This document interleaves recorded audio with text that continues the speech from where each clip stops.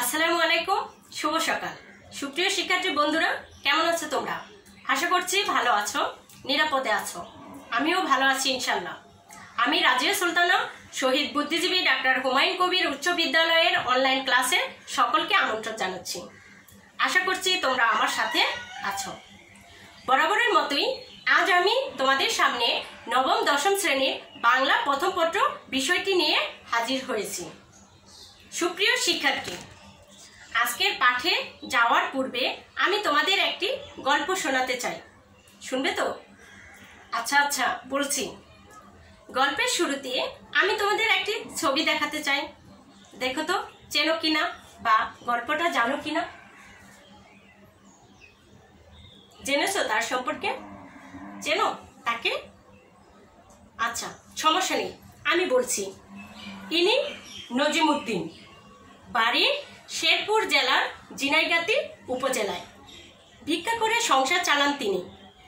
নিজের থাকার ঘর মেরামত করার জন্য 2 বছর যাবৎ ভিক্ষা করে জমিয়েছিলেন 10,000 টাকা।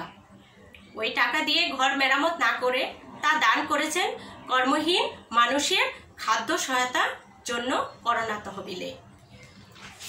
ভিক্ষা করে জমানো টাকা করোনা তহবিলে। প্রতিবেদনটি প্রকাশিত হলে তাদের জুড়ে আলোড়ন সৃষ্টি করে। নজিমুদ্দিন শত প্রণোদিত হয়ে যে টাকা দিয়েছেন তার মাধ্যমে তিনি নিজেকে প্রমাণ করেছেন একজন বড় হৃদয়ের মানুষ হিসেবে। মাননীয় প্রধানমন্ত্রী বিষয়টি জেনেছেন। তিনি নজিমুদ্দিনের জন্য ঘর, মুদি দোকান, তার সার্বিক নিরাপত্তার জন্য, তাকে চিকিৎসা ব্যবস্থা, তার জন্য খাদ্য সহায়তা সহ সামাজিক নিরাপত্তার বেষ্টনীতে নিয়ে আসার জন্য কর্তৃপক্ষকে নির্দেশনা প্রদান করেছেন। সুপ্রিয় শিক্ষার্থী, নজিমুদ্দিনের মধ্যে আমরা একটি বিশেষ গুণ দেখতে পেলাম। তোমরা কি আন্দাজ করতে পারছো গুণটি কি? বলো তো। হ্যাঁ, কেউ বলবে শিক্ষা, কেউ বলবে মনুষ্যত্ববোধ। আচ্ছা, ঠিক আছে। মাননীয় প্রধানমন্ত্রীর মধ্যেও কিন্তু আমরা একটি বিশেষ গুণ দেখতে পেলাম। তিনি নজিমুদ্দিনের এই মানবিক কর্মকাণ্ড খুশি হয়ে তাকে সবার সামনে তুলে ধরার জন্য, তার যাবতীয় সমস্যা সমাধানের জন্য যে পদক্ষেপগুলো নিয়েছিলেন সেগুলোও কিন্তু একটি বিশেষ গুণ, তাই নয় কি? আচ্ছা, তাহলে সুপ্রিয় শিক্ষার্থী, তোমরা বুঝতেই পারছো আজকে আমাদের পাঠের বিষয় হচ্ছে আমাদের পাঠ্য বইয়ের 87 পৃষ্ঠার শিক্ষা ও মনুষ্যত্ব প্রবন্ধটি। সুপ্রিয় শিক্ষার্থী, তাহলে আমাদের আজকের পাঠ শিরোনাম হচ্ছে শিক্ষা ও মনুষ্যত্ব। লিখেছেন মোতাহের হোসেন চৌধুরী। প্রবন্ধটির রচয়িতা মোতাহের হোসেন চৌধুরী। আমি প্রবন্ধ বললাম শিক্ষা ও মনুষ্যত্বটিকে। প্রবন্ধ হচ্ছে প্রকৃষ্ট রূপে বন্ধন, অর্থাৎ কোনো বিষয়কে বিস্তারিত বা বিশদভাবে পাঠে আলোচনা করা হলে তাকে কি বলা হয়? প্রবন্ধ। শিক্ষা ও মনুষ্যত্ব প্রবন্ধটি একটি তন্ময় প্রবন্ধ, কেননা এখানে একটি নির্দিষ্ট বিষয়কে নিয়ে লেখক মোতাহের হোসেন চৌধুরী বিস্তারিতভাবে আলোচনা করেছেন। সুপ্রিয় শিক্ষার্থী, এই পাঠে যা যা শিক্ষণীয়, অর্থাৎ আজকের শিখন ফল, লেখকের জীবনী সম্পর্কে জানা যাবে। প্রবন্ধটি শুদ্ধ উচ্চারণে পাঠ করা যাবে। নতুন শব্দের অর্থ ও বাক্য তৈরি করতে পারবে। প্রবন্ধটি বিশ্লেষণ করতে পারবে। প্রবন্ধের মূল বিষয় ব্যাখ্যা করতে পারবে। সুপ্রিয় শিক্ষার্থী, গল্প কবিতা পাঠের পরে আমাদেরকে লেখক এবং কবিদের জীবন বৃত্তান্ত মনে রাখতে হয়, কারণ পরীক্ষায় এ থেকে অনেক প্রশ্ন আসে। তো একসাথে অনেকের জন্ম বৃত্তান্ত মনে রাখা একটু কষ্টকর। এই ব্যাপারটিকে সুন্দর, সহজ এবং সাবলীল, অর্থাৎ তোমাদের মনে রাখার জন্য আমি একটি সহজভাবে বিষয়টিকে উপস্থাপনের চেষ্টা করি। বরাবরের মতোই আমি এবারও পোস্টার পেপারে মাইন্ড ম্যাপিংয়ে কাজ দিয়েছি। তাহলে শিক্ষা মনুষ্যত্ব প্রবন্ধের লেখক হচ্ছেন কে? মোতাহের হোসেন চৌধুরী। হ্যাঁ, আমরা যে ছবিটি এখানে দেখতে পাচ্ছি ইনি মোতাহের হোসেন চৌধুরী। তার জন্ম 1903 খ্রিস্টাব্দে। জন্ম কত খ্রিস্টাব্দে? 1903 খ্রিস্টাব্দে। মোতাহার হোসেন চৌধুরীর জন্ম কোথায়? কুমিল্লায়। জন্ম কোথায়? কুমিল্লায়। পৈতৃক নিবাস নোয়াখালী জেলার কাঞ্চনপুর গ্রামে। এখানে আমি দুটো তথ্য পেয়ে গেলাম, তার জন্ম জানলাম কুমিল্লাতে, আবার তার পৈতৃক নিবাস অর্থাৎ তার পিতার বাড়ি কোথায়? কুমিল্লা জেলায়। কর্মজীবন ভাষা ও সাহিত্যের অধ্যাপক ছিলেন। মোতাহার হোসেন চৌধুরী কর্মজীবনে ভাষা ও সাহিত্যের অধ্যাপক ছিলেন। ঢাকা থেকে প্রকাশিত শিক্ষা পত্রিকার সঙ্গে যুক্ত ছিলেন তিনি। মোতাহার হোসেন চৌধুরীর গদ্যে প্রমথ চৌধুরীর প্রভাব লক্ষণীয়। বিষয়টি খুব গুরুত্বপূর্ণ। মোতাহার হোসেন চৌধুরীর লেখার মধ্যে আমরা কার প্রভাব দেখতে পাবো? প্রমথ চৌধুরী। মোতাহার হোসেন চৌধুরীর উল্লেখযোগ্য গ্রন্থ আছে, দেখো, প্রবন্ধ গ্রন্থ সংস্কৃতির কথা। মোতাহার হোসেন চৌধুরীর দুটি অনুবাদ গ্রন্থ আছে, একটি সভ্যতা, অন্যটি সুখ। তার অনুবাদ গ্রন্থ দুটি তার মৃত্যুর পরে প্রকাশিত হয়। মোতাহার হোসেন চৌধুরীর মৃত্যু 1956 খ্রিস্টাব্দের 18 সেপ্টেম্বর। 1956 খ্রিস্টাব্দের 18 সেপ্টেম্বর। আমি মাইন্ড ম্যাপিংয়ে তোমাদেরকে বিষয়টি তুলে ধরেছি, তোমরা বিস্তারিত পড়ে নিবে, আশা করছি তোমাদের মনে থাকবে। সুপ্রিয় শিক্ষার্থী বন্ধুরা, শিক্ষা ও মনুষ্যত্ব মোতাহার হোসেন চৌধুরীর একটি প্রবন্ধ, জাতীয় রচনা। প্রবন্ধ হচ্ছে প্রকৃষ্ট রূপে বন্ধন, অর্থাৎ কোনো বিষয়কে বিস্তারিত বা বিশদভাবে কোনো পাঠে আলোচনা করা হলে তাকে প্রবন্ধ বলে। শিক্ষা ও মনুষ্যত্ব প্রবন্ধটি একটি তন্ময় প্রবন্ধ, কেননা একটি নির্দিষ্ট বিষয়কে এখানে লেখক বিস্তারিতভাবে আলোচনা করেছেন। সুপ্রিয় শিক্ষার্থী, তাহলে চলো আমরা পাঠে ফিরে যাই। সুপ্রিয় শিক্ষার্থী, গল্পের পঠন পাঠন অংশে আমরা বরাবরের মতোই গল্পের মুখবন্ধ অংশটিকে আজকের পঠনের জন্য নির্বাচন করেছি। তোমরা খাতা কলম নিয়ে বসো এবং পাঠ্য বইটি খুলে ফেলো। সুপ্রিয় শিক্ষার্থী, গল্পের শুরুতে অর্থাৎ পড়ার শুরুতে আমি তোমাদেরকে একটি ছবি দেখিয়ে নিচ্ছি, তোমরা বোর্ডে খেয়াল করো।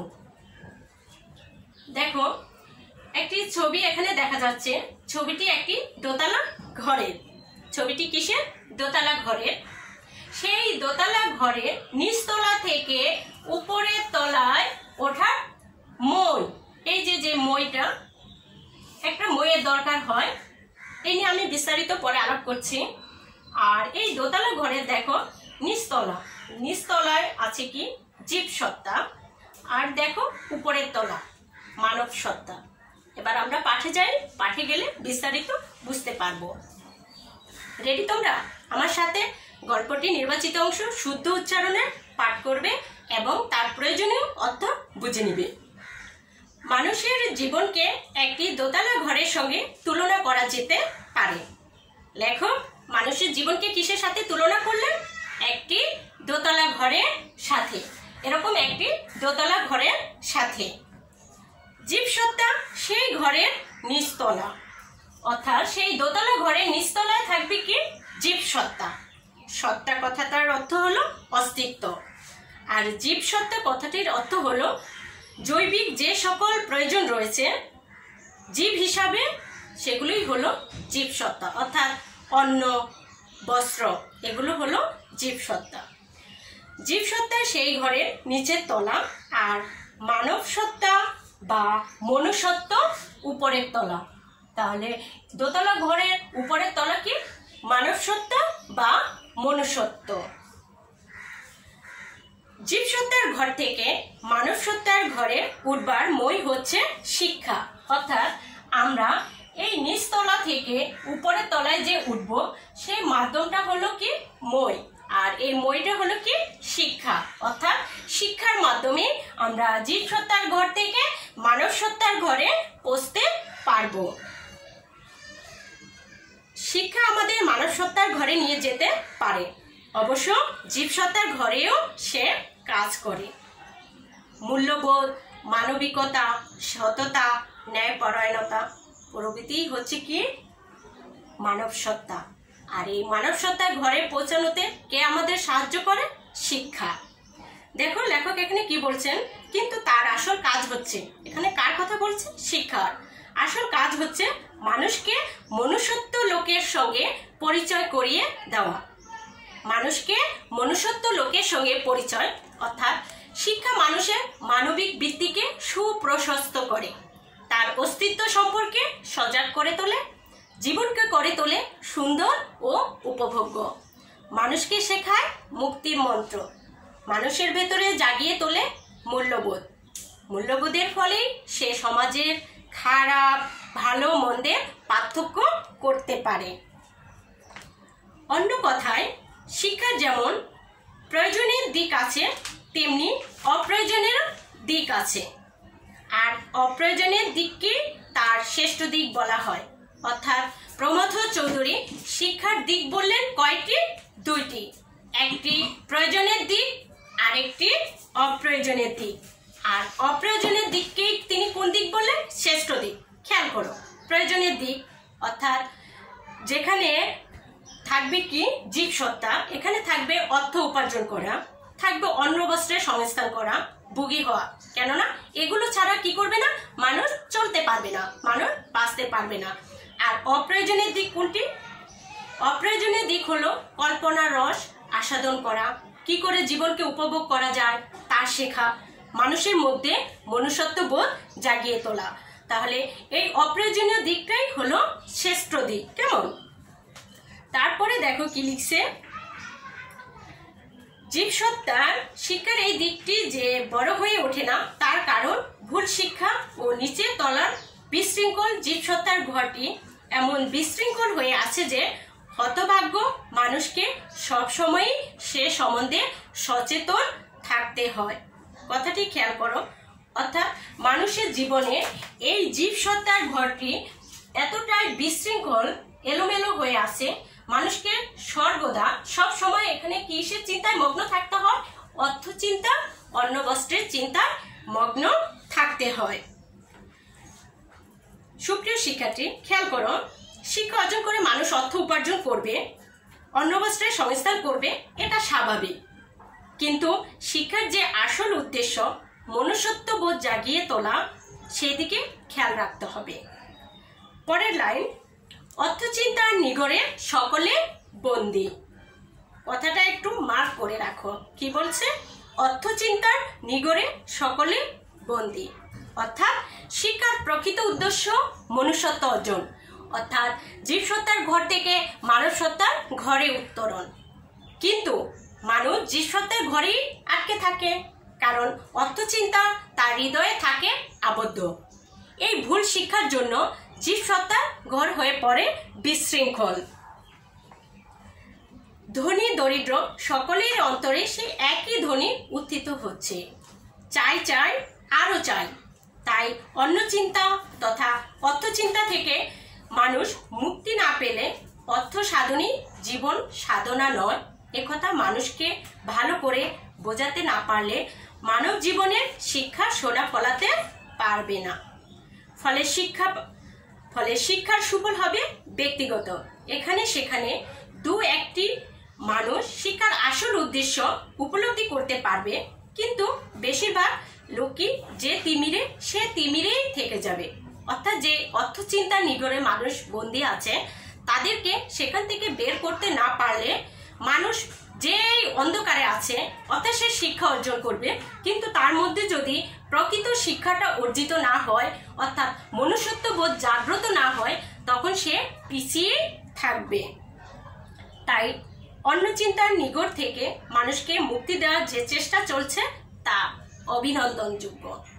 লেখক এখানে বলছেন, অর্থাৎ সকলের প্রয়াস বা প্রচেষ্টার কথা বলছেন, যে অন্য চিন্তার নিগড় থেকে মানুষকে মুক্তি দেওয়ার প্রচেষ্টা চলছে, অর্থাৎ মানুষের মৌলিক চাহিদাগুলো প্রয়োজনের জন্য বিভিন্নভাবে কি করা হচ্ছে? চেষ্টা করা হচ্ছে। কিন্তু লক্ষ্য সম্বন্ধে সচেতন না থাকলে সে চেষ্টাও মানুষকে বেশি দূরে নিয়ে যেতে পারবে বলে মনে হয় না। কিন্তু আমার যদি লক্ষ্য না থাকে, ধরো আমার যদি জীবনের সুন্দর রূপে একটি লক্ষ্য আমি নির্ধারণ না করতে পারি, তাহলে কিন্তু আমি আমার লক্ষ্যে পৌঁছতে পারবো না। প্রত্যেক শিক্ষার্থীর জীবনে একটি সুনির্দিষ্ট লক্ষ্য থাকা দরকার। কেমন? সে চেষ্টাও মানুষকে বেশি দূরে নিয়ে যেতে পারবে না বলে মনে হয় না। কারারুদ্র আহার তৃপ্ত মানুষের মূল্য কতটুকু? প্রচুর অন্নবস্ত্র পেলে আলো হওয়ার স্বাদ বঞ্চিত মানুষ কারাগারকেই স্বর্গতুল্য মনে করে, কিন্তু তাই বলে তা যে সত্য সত্যই স্বর্গ হয়ে যাবে তা নয়। ওই যে অনেকটা এরকম, নাই মামার চেয়ে কানা মামা ভালো, নাকি? কিছু না থাকার চেয়ে সামান্য কিছু থাকাই ভালো। তো কারাবন্দী যারা আছেন তাদেরকে যদি ওই খাদ্য বস্ত্রের সংস্থান করা হয়, তখন তারা কিন্তু কারাগারকে কি বলবে? স্বর্গতুল্য মনে করবে, যেখানেই সব সুখ। কিন্তু বাস্তবতা কি তাই? ওই চার দেয়ালের বন্দি জীবনটাই কি জীবন? অবশ্যই না, কারণ তারা তার থেকে বের হয়ে আসতেই চাইবে। কি করে তা থেকে মুক্তি পাওয়া যায় তাই হবে তার একমাত্র চিন্তা। কারাগারের বন্দি থেকে সে খাবার দাবার খাচ্ছে বা তার অন্যের সংস্থান হচ্ছে, কিন্তু তার থেকে বেরিয়ে আসার জন্য তার ভেতরে থাকবে কি? অনবরত চেষ্টা। আকাশে বাতাসে ডাকে যে পক্ষী আকুল, সে কি খাঁচায় বন্দি হয়ে সহজে দানা পানি পাওয়ার লোভে? সুপ্রিয় শিক্ষার্থী, এখানে আমরা বলতে পারি বন্যেরা বনে সুন্দর, শিশুরা মাতৃ করে। অর্থাৎ বনের পশু পাখি তারা মনের আনন্দে বনে থাকবে, আকাশে উড়ে বেড়াবে। তাদেরকে আমরা যদি খাঁচায় বন্দি করে রাখি তাহলে কি তারা তৃপ্ত হবে? হ্যাঁ, অবশ্যই তারা খাঁচায় বন্দি থাকতে চাইবে না। সে কি খাঁচা বন্দি হয়ে সহজে দানা পানি পাওয়ার লোভে, অর্থাৎ সহজে সে খাবার পাবে, এই খাওয়ার জন্য কি সে খাঁচায় বন্দি থাকতে চাবে? সে চাইবে না। মুক্ত বিহঙ্গের মতো আকাশে উড়ে ডানা মেলে উড়ে বেড়াতে অবশ্যই চাইবে। অন্নবস্ত্রের প্রাচুর্যের চেয়েও মুক্তি বড়, কথাটা খেয়াল করো। কারাবদ্ধ মানুষ আর খাঁচায় বন্দি পাখি, হ্যাঁ, তাদের দুইটি উদাহরণের মাধ্যমে কিন্তু লেখক স্পষ্ট করে বুঝিয়েছেন যে এই যে অন্নবস্ত্র, এর চেয়েও কিন্তু মুক্তিটা অনেক বড়। এই বোধটি মানুষের মনুষ্যত্বের পরিচয়, অর্থাৎ চিন্তার স্বাধীনতা, বুদ্ধির স্বাধীনতা, আত্মবিকাশের স্বাধীনতা শিক্ষার মাধ্যমে অর্জিত হয়। সকলেই সুশিক্ষা শিক্ষিত হয়ে তার যে চিন্তা চেতনা সেটার পরিবর্তন করতে চাইবে। সুপ্রিয় শিক্ষার্থী, আমি প্রবন্ধটির নির্বাচিত অংশ পাঠ করলাম, তোমাদের বোঝানোর চেষ্টাও করলাম।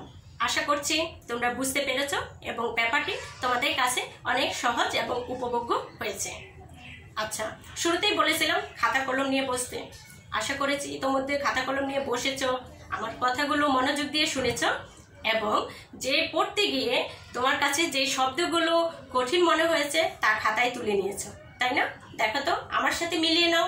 এই শব্দগুলোর কাছে গিয়ে কি তুমি আটকেছিলে? নতুন শব্দার্থ। যদি সমস্যা হয় নিজে আবার তুলে নিবে, কেমন? নিগড় অর্থ শিকড়। তিমির অন্ধকার, খুদ পিপাসা, ক্ষুধা ও তৃষ্ণা। ফতুর নিঃস্ব, হামেশা সব সময়। উন্মোচন উন্মুক্ত করা। পিঞ্জর বন্ধ, খাঁচায় বন্দী। তুলে নিয়েছ? সুপ্রিয় শিক্ষার্থী, তোমাদের বোঝার জন্য গল্পটির সারসংক্ষেপ আমি আবারও উত্থাপন করলাম। মোতাহার হোসেন চৌধুরী মানব জীবনকে কিসের সাথে তুলনা করেছিলেন? একটি দোতলা ঘরের সাথে। সেই দোতলা ঘরের অবস্থান কার? জীবসত্তা, কেমন? আর দোতলা ঘর থেকে নিচতলা থেকে উপরের তলায় ওঠার মই হচ্ছে কি? শিক্ষা। আর সেই উপরের তলায় আছে কি? মানব সত্তা। জীবসত্তার কাজ হচ্ছে অর্থচিন্তা, অন্নবস্ত্রের সংস্থান করা, যেটা মানুষের জন্য একান্ত প্রয়োজন বেঁচে থাকার জন্য। আর মানুষ হিসেবে মানুষকে শ্রেষ্ঠত্বের আসনে নিয়ে যাবে কি? তার মানব সত্তা। তার মানব সত্তা, যেই মানব সত্তা মানুষের মধ্যে কি করবে? মনুষ্যত্ব বোধ জাগিয়ে তুলবে। অর্থাৎ মানুষের দুটি সত্তা, একটি তার জীবসত্তা, অপরটি মানবসত্তা বা মনুষ্যত্ব। জীবসত্তার প্রয়োজন অন্ন বস্ত্রের চিন্তা থেকে মুক্তি, শিক্ষা লাভের মাধ্যমে মনুষ্যত্বের বিকাশ ঘটে। শিক্ষার ফলে মনুষ্যত্বের স্বাদ পেলে অন্ন বস্ত্রের সমস্যার সমাধান সহজ হয়ে ওঠে। শিক্ষার আসল কাজ মূল্যবোধ সৃষ্টি, জ্ঞান দান নয়। জ্ঞান মূল্যবোধের সৃষ্টির উপায় মাত্র। আশা করছি এখন তোমাদের কাছে ব্যাপারটি আরো সহজ হয়ে গেল। সুপ্রিয় শিক্ষার্থী, তাহলে সময় হলো মূল্যায়নে। অর্থাৎ আজকের পাঠ তোমরা কতখানি অনুধাবন করলে তা আমাকে একটু বুঝতে হবে। তার জন্য আমি তোমাদের ছোট ছোট 2-1টি প্রশ্ন করি। আশা করছি তোমরা সহজভাবে উত্তর দিতে পারবে। আমার প্রথম প্রশ্ন, বলো তো জীবসত্তা কি? হ্যাঁ, জীবসত্তা হলো মানুষের মৌলিক চাহিদা, অর্থাৎ জীবনের যে সত্তাগুলো মৌলিকভাবে প্রয়োজন সেগুলোই হলো জীবসত্তা, যেমন অন্ন, বস্ত্র, বাসস্থান। কেমন? দ্বিতীয় প্রশ্ন, মানব সত্তা কি? বলো। এই তো পেরেছ। মানব সত্তা হলো মনুষ্যত্ব, যেখানে মূল্যবোধ, নীতি নৈতিকতা, সততা, ন্যায়পরায়ণতা প্রভৃতি যুক্ত থাকবে। কেমন? হ্যাঁ। তারপরে দেখো, জীবসত্তা থেকে মানব সত্তার ঘরে যেতে কি লাগে? কি লেগেছিল? আমরা ছবির মাধ্যমে কিন্তু দেখিয়েছিলাম। হ্যাঁ, শিক্ষা লাগে, অর্থাৎ সুশিক্ষার মাধ্যমে মানব সত্তার ঘরে পৌঁছাতে হয়। পরের প্রশ্ন, শিক্ষার শ্রেষ্ঠ দিক কোনটি? লেখক মোতাহার হোসেন চৌধুরী শিক্ষার 2টি দিকের কথা বলেছিলেন, একটি তার প্রয়োজনের দিক, একটি অপ্রয়োজনের দিক। অর্থাৎ লেখকের মতে অপ্রয়োজনের দিকই ছিল শ্রেষ্ঠ দিক। কেমন? অপ্রয়োজনের দিকটি ছিল শ্রেষ্ঠ দিক। সুপ্রিয় শিক্ষার্থী, সময় হলো বাড়ির কাজে। আমি তোমাদের জন্য আজকের পাঠ থেকে 2টি বাড়ির কাজ রেখেছি। বাড়ির কাজ 2টি তোমরা খাতায় তুলে নাও। বাড়ির কাজ 1 নম্বর, অর্থচিন্তার নিগড়ে সকলে বন্দী বলতে কি বোঝানো হয়েছে? 2 নম্বর, অপ্রয়োজনের দিককে লেখক কেন শ্রেষ্ঠ দিক বলেছেন? আমার আলোচনার মধ্যে বিষয় 2টি ছিল। আশা করছি তোমরা কথাগুলো বুঝতে পেরেছিলে। আরো বিস্তারিতভাবে প্রবন্ধটি পড়ে তোমরা নিজেদের মতো করে বাড়ির কাজটি গুছিয়ে রাখবে। ইনশাল্লাহ স্কুল যখন খোলা হবে অবশ্যই আমি তোমাদের বাড়ির কাজ দেখব। তোমাদের জন্য আরো বলছি, আমরা ঘরে বন্দি, কিন্তু সাথে আছে আমাদের পাঠ্যপুস্তক। আমাদের পড়তেই হবে। প্রতিদিন নিয়ম করে আমরা পড়াশোনা করব। আমাদের সামনে মূল্যায়ন হবে, মূল্যায়নের মাধ্যমে আমরা পরবর্তী ক্লাসে উত্তীর্ণ হব। তার জন্য আমরা প্রস্তুত থাকব। এখন আমাদের সঙ্গী থাকবে কে? বই। কেমন? আমরা নিয়মিত বাসায় পড়াশোনা করব, অনলাইনে ক্লাসগুলো দেখব। আশা করছি তোমরা আমার আজকের পাঠ থেকে উপকৃত হয়েছো। তাহলে ভালো থেকো সুপ্রিয় শিক্ষার্থী বন্ধুরা। দেখা হবে পরের ক্লাসে। পরের ক্লাস দেখার আমন্ত্রণ জানিয়ে আজকের মতো আমি তোমাদের কাছ থেকে বিদায় নিচ্ছি। আল্লাহ হাফেজ।